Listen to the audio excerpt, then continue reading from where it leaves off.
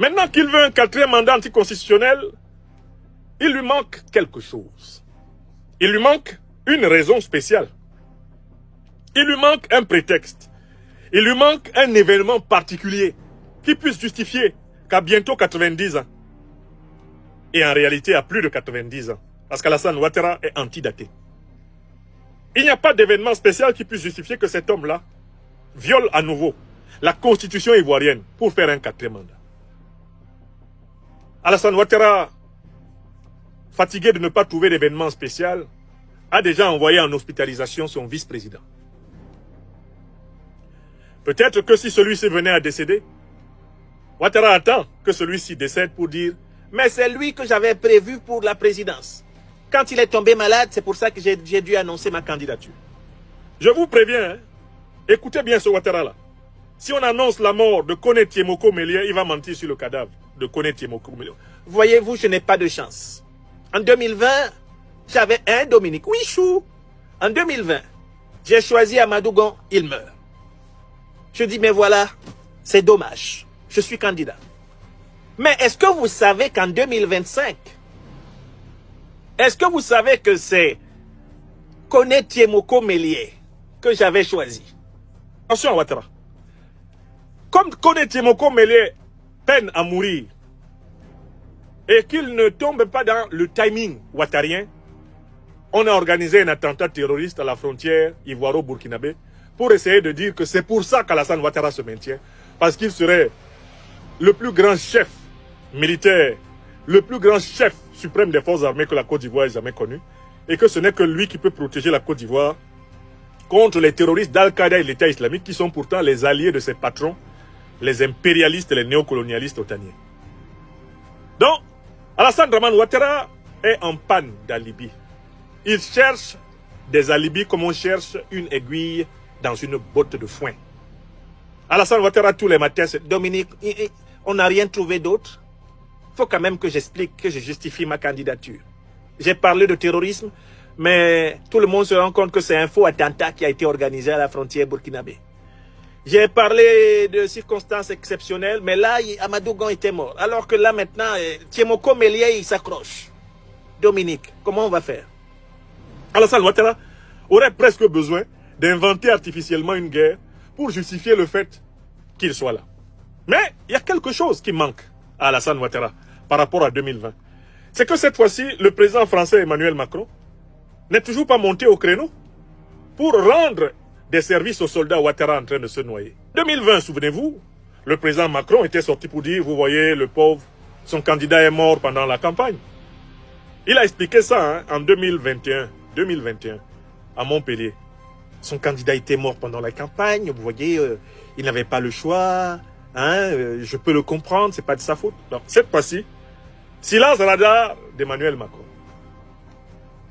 Et du coup, il faut se retourner vers M. Macron et lui dire, M. Macron, vous avez été un excellent directeur de campagne pour M. Ouattara en 2020-2021, puisque vous avez contribué à donner un certain crédit à son prétexte pour faire un troisième mandat anticonstitutionnel. Mais venez donc nous donner encore un prétexte. Venez encore, M. Macron, vous qui ne manquez pas de visiter la contradiction à tort et à travers. Venez encore nous donner les raisons pour lesquelles ce tyran de plus de bientôt 90 ans, les raisons pour lesquelles il doit faire un quatrième mandat anticonstitutionnel. Vous savez pourquoi M. Macron ne parle plus? D'abord parce que, en fait, c'était une énorme gaffe. Cela a contribué à son discrédit en Afrique de soutenir des dictateurs comme Ouattara Dramane. Cela a contribué à enfoncer son image. Il est maintenant à 15% de popularité en France. C'est un homme en difficulté sur le front international comme sur le front national. Mais ce n'est pas tout. Lui-même, Emmanuel Macron, l'actuel président français, est tenté de trouver une astuce pour rester au pouvoir après 2027. Oui! Il a été contaminé par des réflexes ouattariens. Un certain nombre de proches de M. Macron, dont l'actuel président du Conseil constitutionnel, Richard Ferrand, ont évoqué la possibilité de faire un troisième mandat et de faire sauter la clause de limitation des mandats de la Constitution française qui dit que nul ne peut faire plus de 2 mandats consécutifs à la tête de la République française. Des proches d'Emmanuel Macron, et même Emmanuel Macron lui-même, se sont attaqués ouvertement à la Constitution en disant que cette limitation de mandat est une absurdité.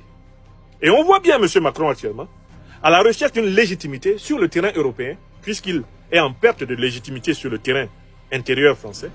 Aux côtés de Mme Ursula von der Leyen, il est à la recherche d'une légitimité, lui permettant de trouver une raison pour laquelle, en 2027, il pourrait dire exceptionnellement, je reste au pouvoir. Une raison pour laquelle, même dans les prochains jours, lorsque le gouvernement Bayrou va tomber, il pourrait dire dans tous les cas, je reste. Donc, en fait, je voudrais dire quoi? Je voudrais dire que je comprends le silence de M. Macron, qui laisse maintenant Alassane Ouattara aller au bout de sa logique de violeur constitutionnel.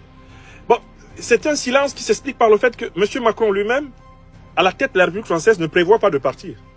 Même quand il dit « je vais rester jusqu'en 2027 », dans sa tête, s'est installée l'idée de trouver une astuce pour se maintenir aux affaires après 2027 et ne pas être poursuivi par ses propres casseroles.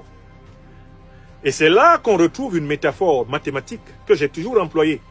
J'ai toujours dit que les maladies, les pathologies politiques que nous observons en Afrique, dites entre guillemets francophones, sont en réalité des maladies qui ont été transmises par les colons. Les maladies politiques de l'Afrique francophone sont presque essentiellement des maladies coloniales.